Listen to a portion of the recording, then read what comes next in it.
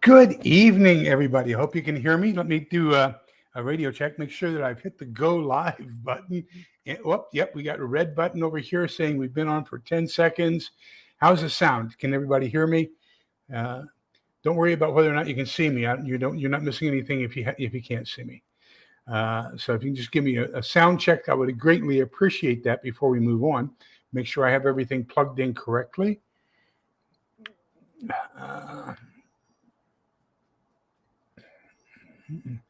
Thank you, Sumi. Fantastic. Okay, let me see who all's here. Tonight's going to be kind of a fun one. I've got a lot of show and tell items as we have this discussion. So we've got Butch Graves, Utah Mike, Sumi. Butch Graves, I've got to add you as a moderator. You've been here long enough, and I trust you well enough to where I need to add you. Let me write that down. Okay. Utah Mike and anybody else? Let me see here. Says we've got 11 watch. Celtic Grandma, good evening. Welcome. Diana 2, Muskoka Oma, Little Lone Pepper, Cats and Prepping. Wow, look at all the great people. Absolutely fantastic. Shenanigans. I think I need to add you as well. Shenanigans.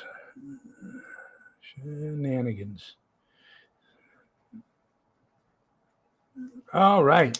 And Holly, good evening. Okay, kind of exciting night tonight. One of my favorite topics. Of course, we're doing our Tuesday night continuation of James Wesley Rawles's book, How to Survive the End of the World as We Know It, TEOTEAWKI. TEOTEAWKI. How's that? Oh, make sure I get that WWW in there. But tonight we're talking about fuel and home power. So I'm even going to put you on to a page to show you my report for my battery status and how much electricity I'm generating and how much I'm using and all that kinds of stuff. So we will get into that when we get to the appropriate time. Just lots of great stuff. I put out a couple shorts on this. I put out one short on cooking without electricity and gas. And so there are all kinds of options there. I've got some of those items here I will show you this evening. I put out one on electricity, basically lighting, battery operated lighting and all that kinds of stuff. So that's another one. I will link both of those shorts to this live after we get it all done. Some of the items, I'm going to say probably most of the items that I show you this evening as we're going through this discussion, I will also include a link to my Amazon store, and you can purchase those directly from the Amazon store if you want to. Now, beware, if you do that, I do get 2% as a finder fee or commission, whatever you want to call it, of whatever you spend. So it doesn't raise the price to you.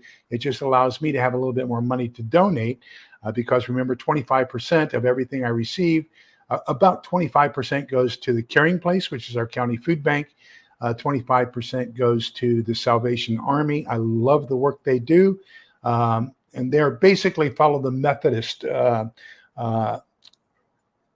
theology. They kind of fall under the Methodist, umbrella of theology. And 25% goes to St. Vincent de Paul, which follows the Catholic theology. So, we try to take care of everybody, all those out there who are in need of help, regardless of what their religious affiliation is, or even if they don't have a religious affiliation. We just want to help them and put food in their mouth, clothing on their back, and a warm shelter if they can have it. So when you buy stuff off of Amazon, that's where it goes. It goes when you buy stuff off Amazon using my links. That's where it goes. And then 25% gets set aside so I can get, improvements on the site as well as gifts for you when we hit like 10,000 subscribers. I'll be giving away a whole bunch of stuff. So that's where that all is. Let me see. So Little Lone Prepper is welcoming Tip Top Farm, and I missed that one. So, gosh, let me see. Did I miss one? I am so sorry if I did. I don't see it. Okay, Theoxorus, good evening. Welcome. So Theoxorus and I were chatting, And he basically had a mental health night last night. He was out doing what I wish I could do, and he was out fishing, trout fishing in the nice cold mountainous waters.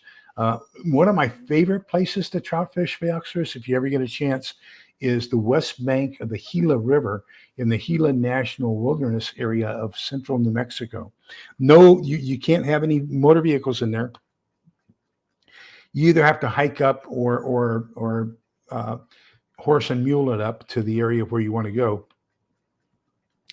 But I was catching a keeper trout every other cast using MEPS number 3 spinners and just casting upstream and reeling it back. And every other catch was a keeper. And we also caught an awful lot of Gila chub, brown and brook and rainbow trout. So really good trip. I really enjoyed that. And I was using a spin cast reel. So, not what a lot of other people would, a lot of people would be up there using a, what do they call it? Fly fishing. I know most people fly fish for trout, but I use a spin caster. So, okay, fuel and home power is the name of this chapter, and we're going to be working on it. So the coming energy crisis, be prepared is what he says. And this was back, we're talking 11 years ago, at least. No, 20 years ago. No, 11 years ago, 14 years ago. He's talking about, the problem with the energy and the grid. And we're seeing that come to fruition.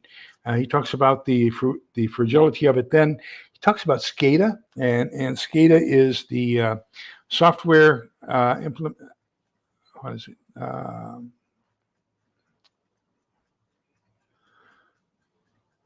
I forget what the acronym stands for. But anyhow, like whenever we wanted to work on a line, especially a 7,200 watt line or 7,200 volt line, then we would get a hold of SCADA, which was run by here in Texas. It's run by ERCOT, which is the the Electricity Reliability Council of Texas, ERCOT. And they run SCADA here in Texas, so they could reroute electricity along the different lines, and they could down power on a line so that we could work on it. And but anyhow, and SCADA is a computer system, but it's prone to hacking, so you have to be careful about that. And he talks about stocking up on batteries. Make sure you have plenty of spare batteries. He even mentions Soko and Soko Begovic. And then I will also refer you to Fur Falagire, and he will tell you the same thing. Batteries were very precious commodities in a post, let's call it apocalyptic, I'm going to call it post-SHTF world. Thank you, Sumi, Supervisory Control and Data Acquisition. Thank you. Appreciate that. So anyhow, I'm jealous. Theoxeros, I just saw yours. Oh my gosh. Blue ribbon trout fisheries. Yesterday was cutthroat and brookie. Gosh. Oh. So you use spinning tackle too. Okay. I saw a good meme today. It was a short, and this woman says, "Honey, I need your help." And he went over and she had a bird's nest on her bait caster. And so, gosh, how frequently does that happen to me? But anyhow, so we're talking about batteries. And he says, one of the ways you can store your small batteries is to put them in a sealed bag, like a Ziploc, and then put that in the back of the refrigerator, and that will extend their life. Now, one of the things that I do, or one of the things that I am doing, is I order my batteries, and because I've ordered them at different times, I have different makes, but these are EBLs. So this is basically the generic Amazon. They come already charged, but these are rechargeable. I think these are lithium ion. I'm not sure. These are super alkalines, silo batteries. They are AA rechargeables. They come already charged. Then I have two different ways of charging them. Haven't gotten into these yet. No need to yet. I'm using up all my alkaline batteries right now. But Energizer has one that just plugs into the wall. I can do this because I have a whole house battery solar system. So this is a plug into the wall system. And then this one is a USB rechargeable. Now, this one only does 4 batteries at a time, but that's all you need. So you can use it with a USB. But if you have one of these, or even smaller, so if you have like a Goal Zero, power your phone from the sun, then because these run off USBs and this has a USB port, you can recharge your batteries out in the backyard with this during any kind of a power outage, okay? Unless it's really, really overcast. And then you won't be able to recharge anything. I won't be able to charge anything here in the house either. But, those are just some of the things. So let me show screen here, present and share screen. And share screen. And let's go over here to Amazon, C.S. Lewis, upcoming delivery. I don't see it. Where are we? Chrome tab. So let's see if we can, there we go. We can get down here now. My in-phase, there we go. My in-phase residential system. Okay. So if you look up at the very top up here,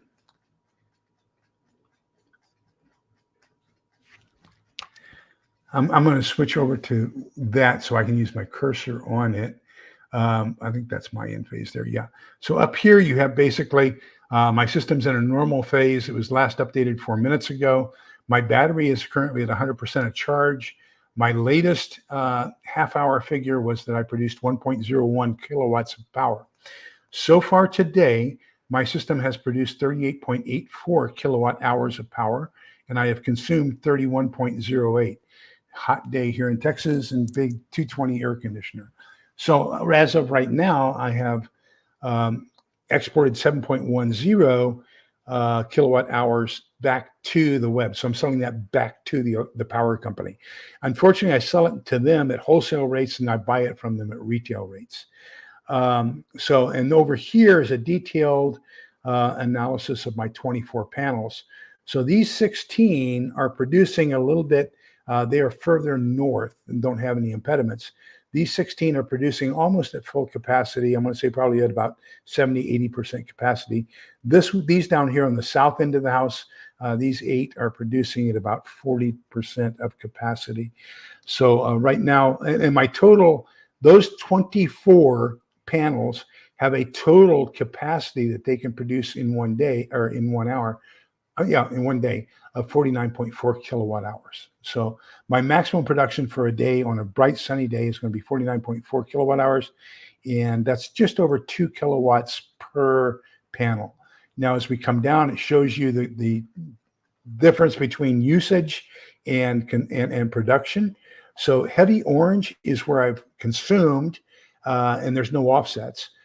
Dark blue is where I produced and there's no offsets. So then the light orange part is where that amount of consumption was offset by production. So if we take a look here, right here, notice that it's got a little bit of light orange down here and a little bit of light blue up top. So I produced a little bit of electricity and it cut down the amount of overall consumption. Then if you get up here, you notice that I'm producing a little bit more. So I'm producing more, and this is my offset here. So you take this light blue away and offset this light orange, and then the dark blue is how much excess I produced at that point. So you can see here in the middle of the day when we had real good sunlight, I'm producing a whole bunch and not that little. Then at the bottom, it shows my overall battery status. So right now I'm at 100% charged on my batteries. So that's if you have a whole house electrical system. Now, let me share something with you about whole house electrical systems. There are some good things, there are some bad things, okay? So let me get back up here and catch up with chat because I was off of the actual StreamYard there for a minute. Hello, Gil, welcome. Hello, Maggie, welcome. So let me see here. Yes, Muskoka. Yes, I'll put links for everything I show. I will put links for in the show notes. Now, they won't be here immediately after the show this evening. I would say come back and visit the show tomorrow morning. And then they'll be in, I'll have them right there at the very beginning of the more or the info area, and I'll have all of them down. So Utah Mike says he's definitely a Goal Zero fan. Yes, the USB battery charger is on Amazon. That's where I got it. Most of the stuff I got on Amazon, so I'll put the links in the show notes for you. So Gil says a lot of these are 1.2 volts and not 1.5. So let me see what this one says. These are actually 0.9 volts. Okay, these are. Well, they're still sealed. Let me see if I can read it through here. These are 1.3 volts. So, yeah, you're not always going to get a 100% charge out of your rechargeables, but it is 1.3 volts better than 0 volts. So, just remember that. You're going to be recharging things. You won't get the same output as you would from a normal alkaline battery, but you're going to have more output than no battery. Okay, so that's your offset. When we talk about flashlight, we'll get to that here in just a minute. I'll put the link for that too. I'm not an affiliate with this company. This is Olight. I would love to be an affiliate with them, but not yet. But anyhow, this is one of my favorite flashlights. This is called an arc light. I think it retails for around $129. I'll look this up, but this is a phenomenal flashlight. I do have an Olight flashlight laser for my two primary weapons, and what else? Oh, I have some keyring Olights. Really love Olights. I used to be a Nebo guy, an NEBO, but I've had three of them. The switches, on-off switches, have failed, and they won't refund my money or they won't exchange it for a new one. So they want you to have the receipt for the actual day that you bought it in order to refund or to exchange it, and so that's ridiculous. Who keeps all those receipts? But anyhow, so they just don't stand by their products. I've had too many of them fail, and they won't refund or replace. So I'm looking for a new battery. I'm looking for a new flashlight company. I am so far extremely impressed with Olight. So that's who I try to pick up an affiliation with them. Aussie Life, Maggie says there's an awful lot of information in this chapter that is so useful. You are so absolutely correct. One of the things I really admire and he promotes that I would really like to get into, be careful. Some of the links that he has in here. Remember now, we are approaching 14 years old. So I've tried all the links in here in the past day or so. Half of them no longer exist. Okay, so be careful. Just get the generic idea and not necessarily a specific company.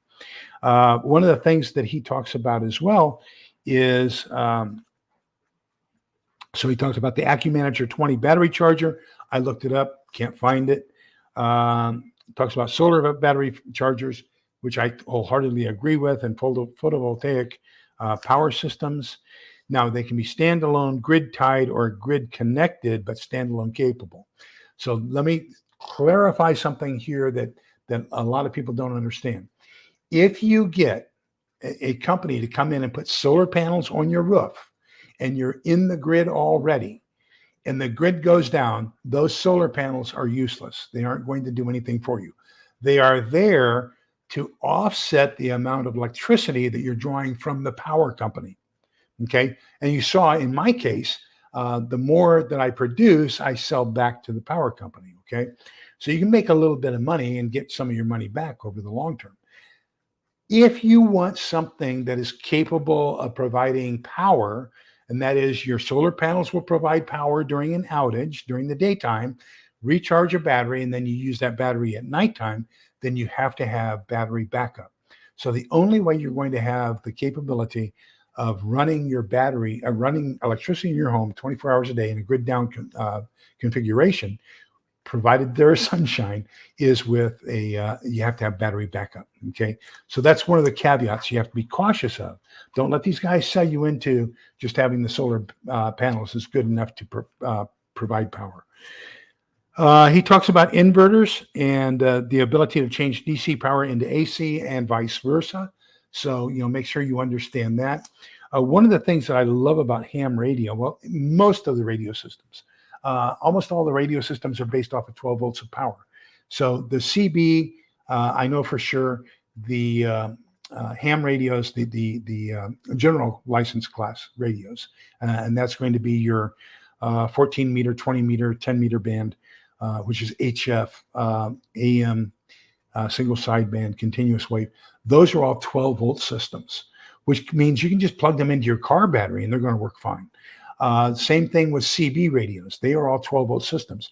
So if you try to bring any of those into your house and use it as a base station inside your home, then you're going to have some sort of a power converter. And you're going to have to be able to not only convert it from 120 volt alternating current, but you're going to have to convert that down to 12 volt direct current. So you've got to have a lot of inverters, transformers, etc., to make sure you have the proper power supply for your radios. Then he talks about something I want, and that's a wind power generator. And so I looked it up, and there's a company called Hydrogen Appliances. And, that looks really great. I would love to have that. I don't know how that would hook in with a solar system.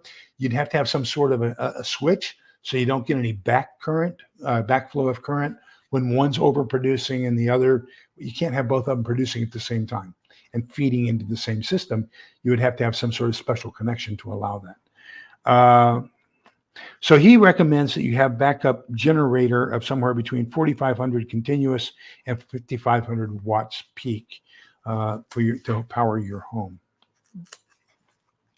And that's basically, you can get the LPG powered Generac. You can get diesel powered Generac. When I worked at the power company, the electrical power company, we had a 5,000 gallon diesel tank to power the generator so that we could run everything inside the power company to run all the switches and everything else that for other power to make sure we could get what power was left, we could get it to the other areas. So if we could lose power to our facility, the generator would automatically kick on and we could still control the power throughout the rest of the 7-county area that we had responsible for. So Self-Sufficiency kind of agrees that he's not that thrilled with their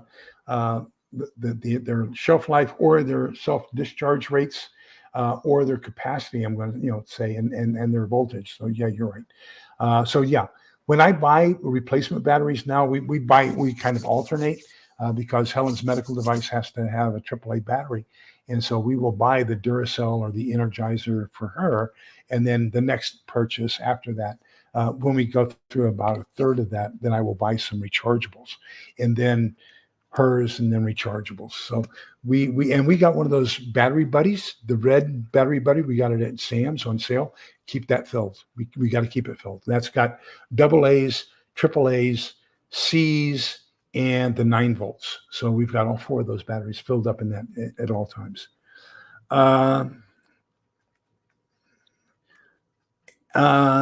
So Cats and Prepping has generic batteries on monthly delivery from Amazon and gets a discount on the subscribe and save. As a matter of fact, I just did I had an email today that they wanted me to do my subscribe and save. And, so let me see. Did I do that? I know I did. And so this month, I canceled the chili. I was getting a number 10 can of Hormel chili. And the last delivery was so banged up, the Keystone Meats and whoever told me to go to really research it, thank you very much. I did get a refund on both of those, the Hormel chili and the Keystone beef. But I showed you the can, I think, in one of my hauls. I showed you both cans in one of my haul videos. They got torn up big time from Amazon. So I'm not getting any more canned foods like that from Amazon. So I canceled my chili. I think this month on my July 4th is my delivery date. I'm getting 3 more filters for my Berkey clone filter system. What's the name of it? I forget the name of my water filter system, but I get 2. Yeah, 2 filters. I get 2 filters every 6 months. So I get 2 black filters coming up this month. I have a 6-pack of disposable wipes, man wipes. I've got a 6-pack of hospital body wash cloths so that we won't be showering. So we'll use those to bathe instead. Let me see. Let me get to my email here real quick. There we go. Okay, so manage your delivery. Here we go.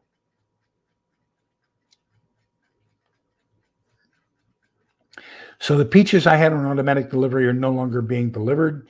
They don't have those anymore. So I've got 2 FiberLogic NSF ANSI 4 filters. The Nature XL rinse free. I canceled my chili, a can of strawberries, and bathing wipes, a jar of cabbage, some Blue Buffalo health bars for the girls, and Mother Earth Products leeks, a jar of leeks. And I get those every 6 months. So that's my upcoming, and I may not get all of those. I'm concerned about how much money I'm spending, so I may cut back on some of those and not get all of those. But that's just the way it goes. But that's where I am right now. These cells take forever to charge. I can imagine that.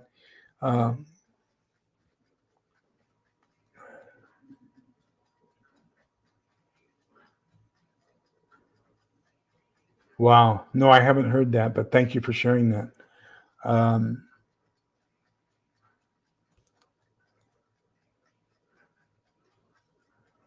Just so Little on Prepper, I don't have a quote store. It's just individual items are linked to me. And so, but if one of the secrets with Amazon is unless you click on somebody else's link. So let's say you like one of the things I show you tonight, and you click on that. Then what Amazon does is anything else you purchase for the next 30 days, they consider that as a referral from me. So anything just on your normal purchases, I would get a portion of that. However, if you click on my link and then tomorrow you go to Alaska Prepper, Rudy, and click on one of his links, then that negates anything, that 30-day period for my link. So somebody told me I needed to create an Amazon store. I don't know how to. I'll research that, but I will have the links for the products here. And then I can kind of, I'll tell you what, I have my Amazon link page in Word. And so email me and I'll reply and attach my Amazon link page with all the different items that I have purchased that I recommend. Okay. So if you'll send me an email, coldwarprepper@outlook.com, I will reply and attach a copy of my Word links, Amazon links. Okay. And it also has all my other affiliate links in it as well. Let me see.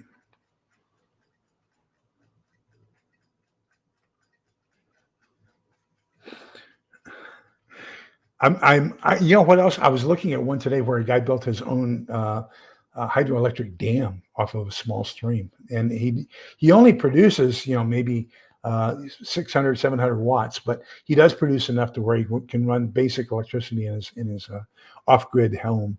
So I thought that was pretty neat. Okay, me too. I'm going to get it. After 6 p.m., I don't do anything caffeinated.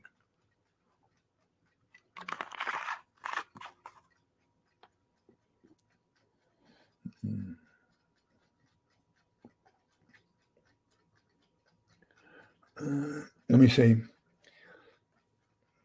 So and that's one of the things I wanted to point out. One of the things I really like about this is that it's got this recharger that is a USB recharger. Oops, it's magnetic.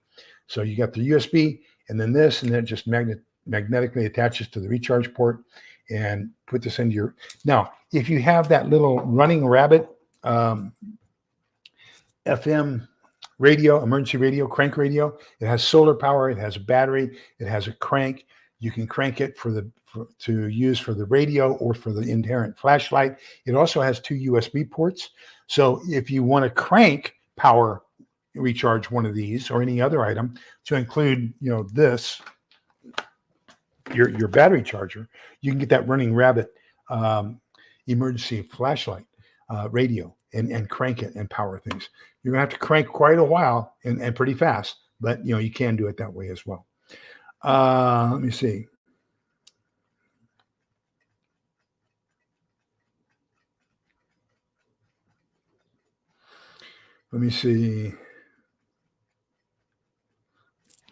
Okay.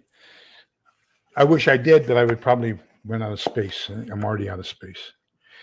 So secure your generator if you have one. Make sure you chain it down. My daughter was so upset after Ice Mageddon, and of course, we didn't have power. We had to be on battery power for about 3 days because with the ice that was on top of the solar panels and the gray skies, we weren't getting any sunlight to hit the panels, and so we used up our battery power probably after about 48 hours. And so, but she was upset because she found out that I had a 5 kW generator sitting in the garage with gas. By the way, if you're going to have gas stored, do not store the gas in the garage. That is a safety deal big time. And you can also extend the life of your gas by either buying Stabil, STABIL, you can get that at Walmart, or by getting Pri-G, Pri-G.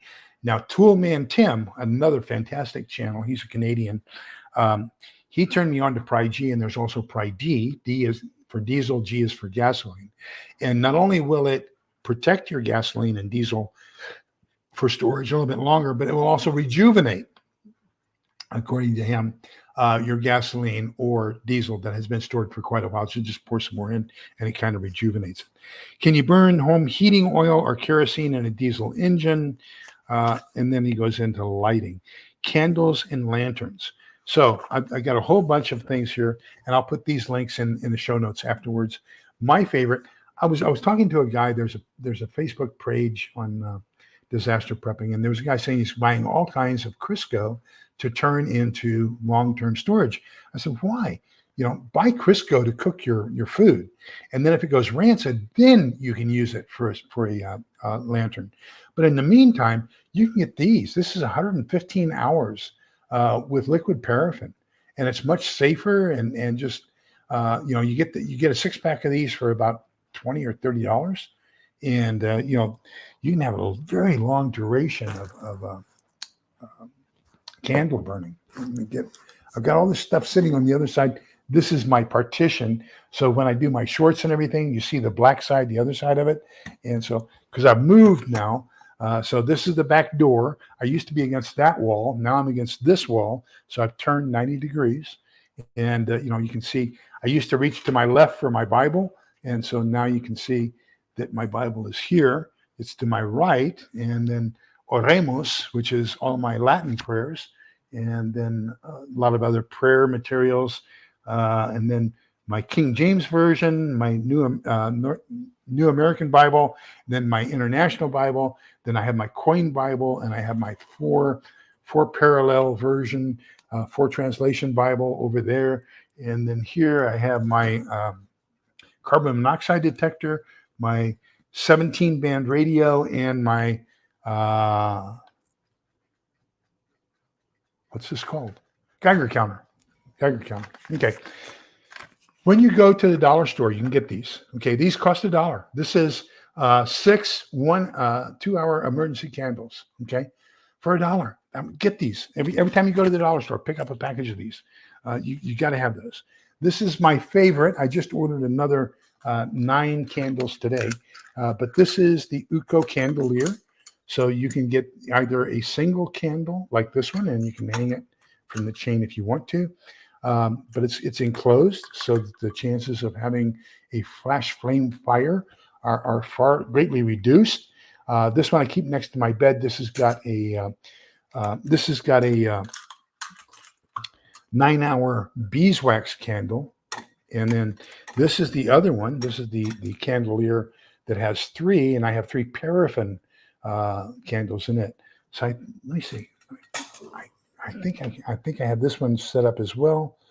So share screen, Amazon. There we go. Oh, I'm sorry, the beeswax is 12-hour candles. So here's my. So this is the a 9-pack of the 12-hour candles. So we're going to have 9 times 12, which is 90 plus 18 is 108 hours of candles for $34. Okay, so I think that's a pretty good deal. And then the paraffin is 9 hours, and the other one that they have is the citronella, and those are good for 6 hours each. So you got various things like that. Okay, so that's candles. I believe that's everything I have as far as candles. No. The other thing you can get at the dollar store is you can get these. These burn for about 8 hours, and you can get them for $1. I think they're up to $1.25 now. But they, I mean, it's a 12-hour candle for $1.25.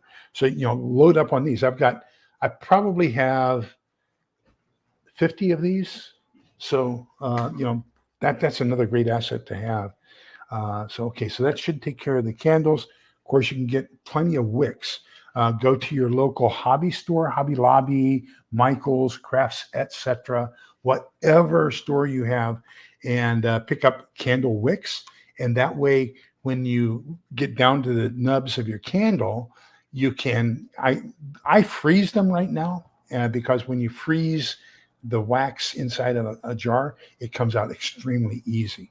A lot of people try to melt it out, but that's really ineffective. What you do is you freeze it, and then it'll come right out. Then I have this jar of it's an old Mother Earth News cabbage jar, and I've got it full of just all different scents and colors and everything else of candle. I separate between beeswax and soy, and that way I don't have them too confused. And then I just remelt those and pour them into a new candle with a new wick, and you've got it. You got the old container. You can do that. So that's something you might want to consider investing in for SHTF. Become a candle maker and just recycle things. Let me see where we are. So For Patriots has a great solar rechargeable flashlight that has a lot of other accessory items on it. Great. Thank you, Maggie. Thank you for sharing that. Yes, a rechargeable fan. Absolutely. You want to have some air movement, especially here in Central Texas. And anywhere in the deep South, summers here are crazy. I would say from Nevada, Arizona, New Mexico, Texas, Oklahoma, and then the deep South going across. Yeah, summers here are brutal. We're supposed to have our first 100-degree day tomorrow. Yeah, it depends on what kind of if it was thermal imaging, yeah, the imaging gets hot in the house and you lose your thermal imaging. So you're absolutely right. You have to use an ink one to get it for any period of time. Utah Mike says he uses DeWalt power tools, and so they can recharge even from a 12-volt battery. That's great. I don't see me buffering here, Celtic Grandma. I don't know if anybody else is experiencing that. If they are, I can shut down 1 or 2 other programs. I probably shut them down as I go along. What's this one up here? Oh, I know what that one is. No, that's the candles. I showed you that, so I can get rid of that one. Okay.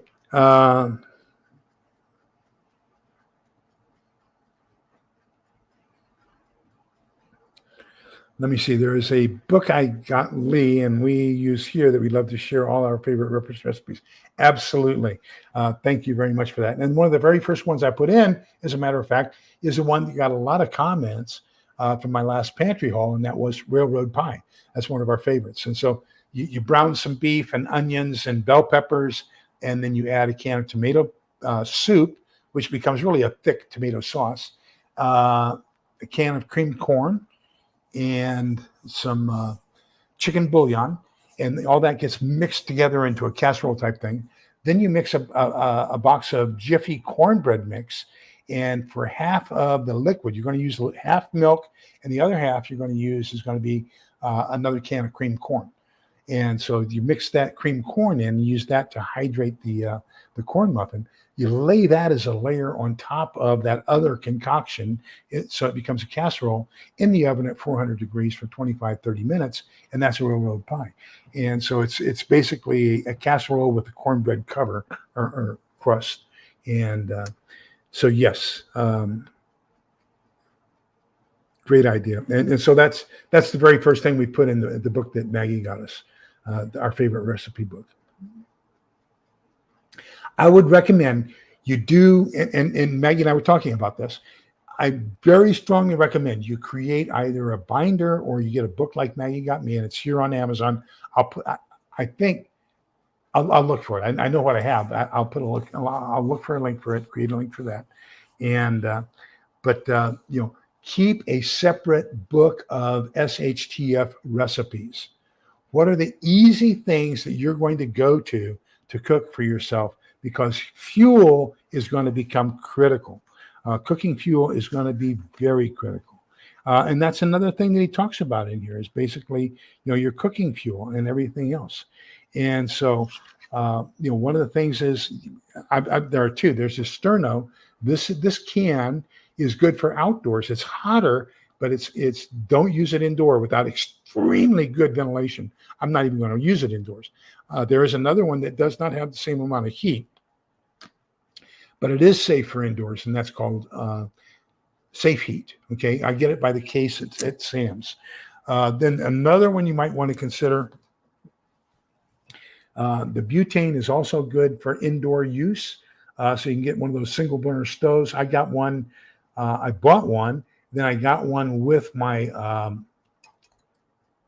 can cooker on sale. So I have two of them. I have two single burner stoves that use these, and it's a fantastic item to have because you can cook indoors so that nobody smells what you're cooking, as long as you're boiling water and adding it to, during that first month, let's call it, where you're just going to boil water and add it to your existing foods, like nutrient survival, okay, where you just add water to it and let it seep, okay.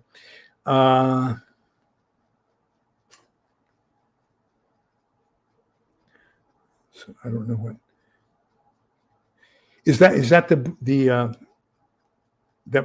recipe book, Maggie? And the other one I do is, and you all have seen it. I don't know if I have any here. I just took them all into the, but I keep. These are 4x6, I believe. Yeah, these are 4x6 cards. So I keep 4x6 cards here next to me. And then if I see a recipe I really, really like, I write that down and I add it to my recipe index file. And that way I can plan out my meals in my calendar for what I want to cook as well.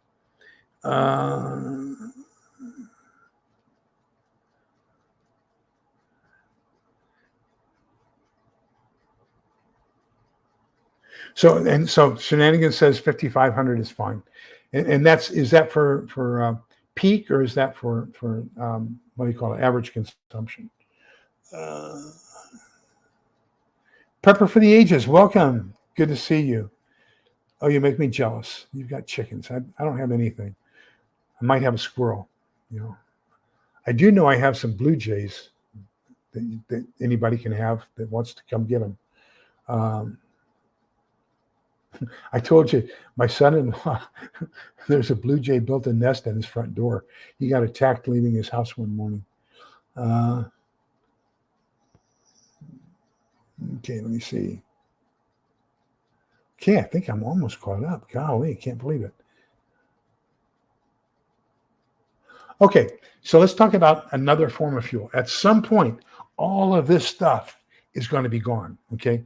All of my charcoal. So I don't know. Can I?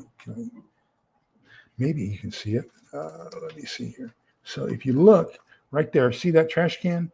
There are 3 of those. Those are 35-gallon trash cans. So 2 of them are charcoal and 1 is wood. And so that's all my charcoal and wood for post-SHTF, for fuel, for cooking. Then, you know what? I started thinking, I said, all of my charcoal is going to be gone within a year. All of my wood that I have stored is going to be gone within a year. All of my fuel, whether it be this, or safe heat, it's going to be gone within a year. How am I going to cook the second year? So how I'm going to cook the second year, I remember something I saw a couple of years ago, and I've been trying to find somebody to build one for me. I gave up. So I just did a search on DuckDuckGo, and I said, hey, you know what I want to do? I want a biomass briquette maker. And it said, you can find them on Amazon. So I ordered one. It hasn't come here yet, but here's what I ordered. And then you can look up briquette makers there we go, sawdust briquette maker. So the top one, this one, so this top one right here is the one that I bought. So what you do is you take any kind of biomass. And so the video I saw was actually from down in South Africa, and they take grass, leaves, cow dung, and they put it in a bucket, soak it in water, and get it kind of mushy. Then they put it into the press. And when they press it, they're pressing out all the water, and it forms it into a brick. And so I bought the one that only makes one brick at a time. The one down below, just below that, so 2 down, this one here actually makes 4 bricks at a time. It's a little bit more expensive, but it makes 4 bricks at a time. So if you think that's what you want to do, you can do that. Twice the price, 4 times the amount of briquette. But I've been finding all these wonderful channels here on YouTube. And so there are people who are using sawdust, newspaper, regular paper, so we shred all of the mail that we come in that have any of our personal identifying data on it. And it comes in and we get a big kitchen trash bag, fill it up about every month. We're putting that in a recycle container for our trash pickup. Not anymore. That's going to go into a 5-gallon bucket, and it's going to be turned into a mulch. And then that mulch with a little bit of sawdust or some other biomass product is going to be converted into biomass bricks. And then you put those out in the sun and let them dry for about a week. And then afterwards, you just pick them up. Very lightweight. They have a time they were produced temperatures up to 400 degrees in the oven, according to what some of these guys I've seen using them in their wood stoves. And they have a lifespan up to about 4 hours of heat production. So I figure that's going to be how I'm going to have a continuing, ongoing supply of cooking fuel in a post-SHTF world. Is there's all kinds of grass, all kinds of weeds, leaves, everything else out there that I can go pick up, soak, and put into this briquette maker. Same thing with paper. There'll be all kinds of paper that I'll be able to find, I hope, in a post-apocalyptic world. Okay. Let me catch up here. Let me get rid of this. Stop sharing. Okay, there we go. We have 2 wood stoves. One is hooked up. The other will be hooked up in the shop. We also have 2 sun ovens too. Okay. Sun ovens, I think, will be a great way. And, we need to talk about how are you going to bake? And so sun oven's a great solution for baking. I have the Vesta. It's not the Instafire. Vesta Instafire is the heating unit that I have, but they also have an oven. And so I have the Vesta oven as well. And then, of course, you've got the Dutch oven, solar oven, and then you've also got the aluminum oven that you can get from Coleman that fits on the Coleman two-burner gas stove. So those are all viable ovens for you. Another one is I have a 14-cup pot with a temperature gauge on it that I purchased strictly for this. It's made by Zebra, and I'll put the link to that in here as well. But anyhow, you take that pot and then you put a small grate on the inside as your rack, and then you put the lid on it. You put your stuff inside and you put the lid on it. Then you cover it with charcoal, and that becomes an oven as well. So anything that you can basically put and separate your what you're cooking from the actual element that's being heated, and then surround it with that hot air, then that's going to become your oven. And so you can pretty much make almost any kind of an oven. So, Maggie, are you talking about the biomass briquette maker? Is that what you want the link for? Yes, I will put that in this. I will put that in the show notes.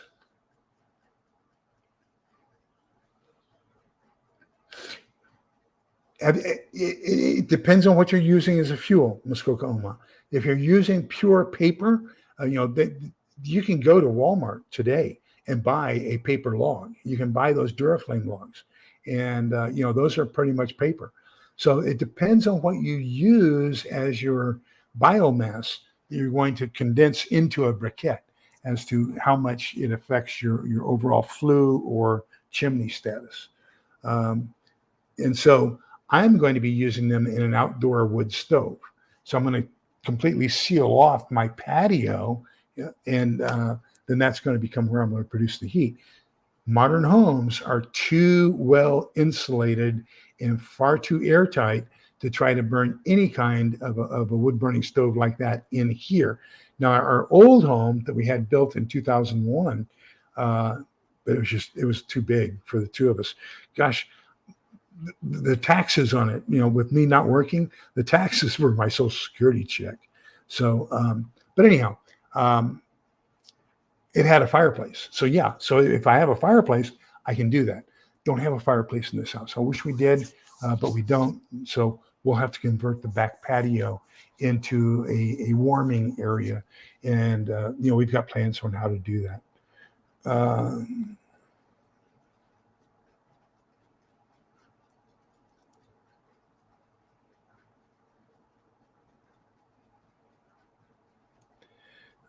Neighbor's house is paid off. She can't afford homeowners insurance. She asked the fire department to inspect her homes twice a year. Cut all trees down near her home just in case. Yep. And that becomes another source of fuel for cooking. And if you read Selko's books, if you read Furfall's books, then what you're going to find out is that they will tear down the infrastructure, the what do you call it, framework of a home for the raw lumber, so that they can use that to stay warm. They burnt furniture, they burnt fences, they burnt anything that was made of wood. They were burning so that they could stay warm in the winter. Of course, now we're talking about Europe in the winter as well. So, and so if you draw a line perpendicular from New York City, that actually equates to about Rome, Italy. So, if you think of Bosnia and the Yugoslavia area, that's just a little bit north of there. So I'm going to say it's probably about equivalent to the southern portion of Canada, just north of the Great Lakes, probably. Let me see here. So Gil has about 6 years worth of wood cut down, which is great. Remember, it takes 6 months to cure wood, so that you can use it safely. Now that's one of those areas, Muskoka, where you have to really be cautious there. Burning green wood in your fireplace, that can cause some major problems as far as getting unwanted accumulation of unburnt gases, creosote, and things like that in the chimney, and that can cause a flash fire. Absolutely. So you want to make sure you have dry wood. You don't want to burn any green wood in that.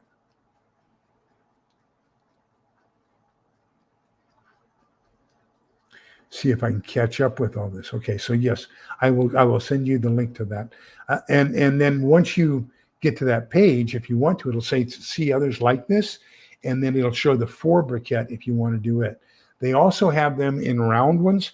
Now, the one that originally got me to this was a guy who took a PVC pipe, and so he was making donuts, basically. So the PVC pipe was maybe 4, 5, 6 inches tall, and then he had this humongous washer, and he had another PVC down the middle that he drilled holes into so the water could escape, and then the bottom had a piece of plastic, I believe, or wood that he drilled holes in so that the water could escape that too.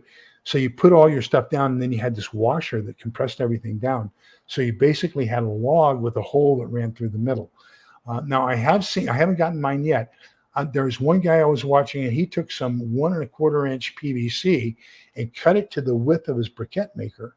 And so he lays 3 of those. Every time he makes a briquette, he lays it in across the briquette so that it looks just like a modern brick that you're making for building a home, and it has those 3 holes in it. He says that causes it to burn hotter with those 3 air holes going through the briquette. And so that's what I think I'm going to do that. I'm going to get the 1.25-inch PVC and cut it to length.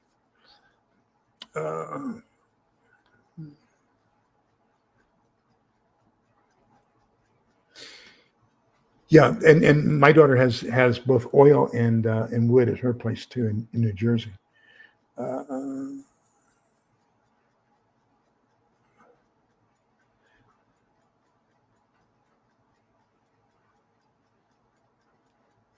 So bought a wood burning stove off of Marketplace for $120. That's great.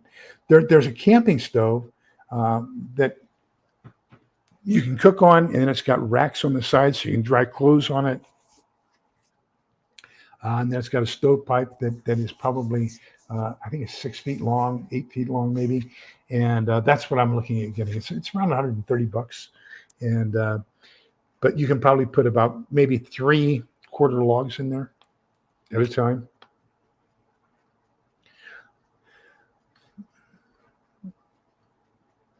Gil, you better do that quick. I don't think we have too much time left, to be honest with you. I think things are getting to the critical point.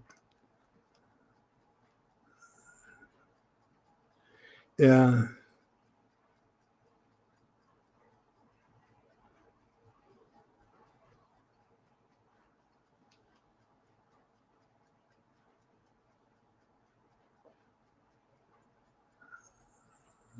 Gosh, come on, mouse. Work for me. Okay. See if I can't catch up with all of y'all because we're getting close to the end.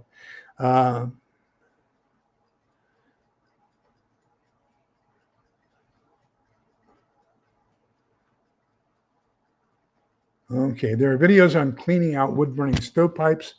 Very informative. I tell you what, you can find almost anything on YouTube. When I started looking up briquette, and I was just looking up the wrong thing. I was looking at biomass donut maker, but when you look up biomass briquette maker, you get all kinds of stuff. And there's one guy, DIY prepper, I think it was, or DIY homesteader or something like that. But he even did burn tests. So he was mixing 50% paper, 50% sawdust, and he made 4 of those, and he timed temperature and time of burn, and then 100% paper, 100% sawdust. He did all kinds of combinations trying to figure out which brick burns the longest with the greatest amount of heat.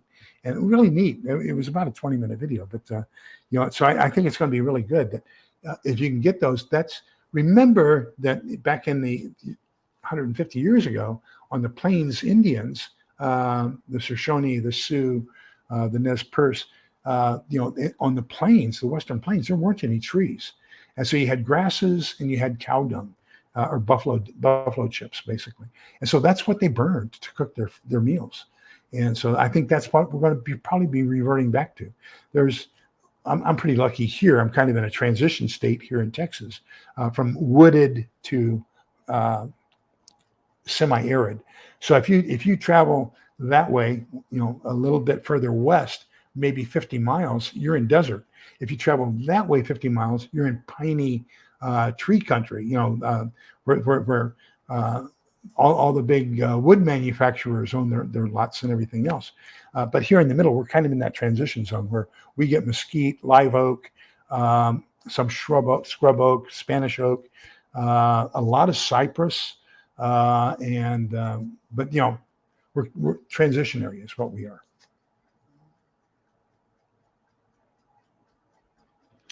Okay, I think that's as far as I'm going to do with presentation this evening. I'm going to try to see if there's anything else here we need to reply to. Okay, so I will put a whole bunch of links of all the stuff that I showed here. I'll start working on that here momentarily. I still have to do my physical therapy exercises for the night.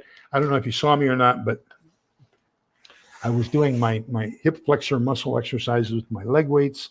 And so I finished that. I was taking off my weights as we started the show because, yeah, they're only 2 pounds, but God, that 2 pounds on your ankles for an hour, my feet felt so light. And when I took them off, it was pitiful.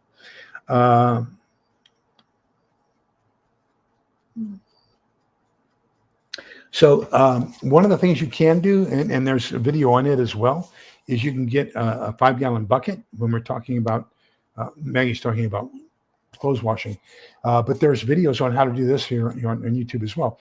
Take a 5-gallon bucket that has a lid, drill a hole in the middle of the lid, put your clothes on the inside, before you put the lid back on, take a toilet plunger, just a simple rubber toilet plunger, put the hole up through the lid, put that contraption on, and then you can use the toilet plunger as your agitator and wash your clothes that way. And then I have a spin dryer that I ordered off of Amazon to dry it, but I also have clothesline and clothespins. One of the things, if you want to talk about something that you can probably sell as a barter item, or people have not thought about getting, clotheslines and clothespins. I tell you what, I don't know how they're going to dry their clothes because there aren't going to be any electric dryers working, not even here in this house, because whole house solar only produces 120 volt electricity, and my dryers are 240. Well, actually, it's 240 volt to power it, but the actual heat comes from LPG, liquid petroleum gas. So, okay, let me get this. So this is the New American Bible, the book of Numbers, chapter 6, verses 24, 25, 26. Gosh, I should have this memorized. I just don't trust myself. Speaking of which, we're missing somebody tonight. Oh, well. This is how you shall bless the Israelites. Say to them, the Lord bless you and keep you. The Lord let his face shine upon you and be gracious to you. The Lord look upon you kindly and give you peace. So I think it was Muskoka, or anybody who wants, send me an email. Just tell me you would like my list of Amazon links.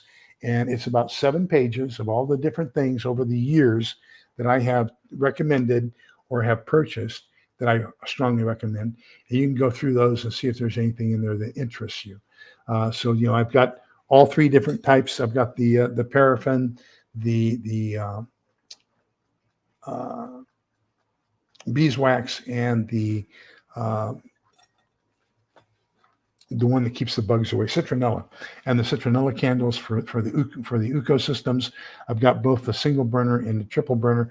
They say, I haven't tried it, but they say that if you use the triple burner and then you put a pot or a cup of coffee on top, it'll keep it warm. It says it won't get hot enough to cook, but you can keep something warm. I have no reason to doubt that. So, that's a good idea. Okay. Thank you all so much for being the wonderful people that you are.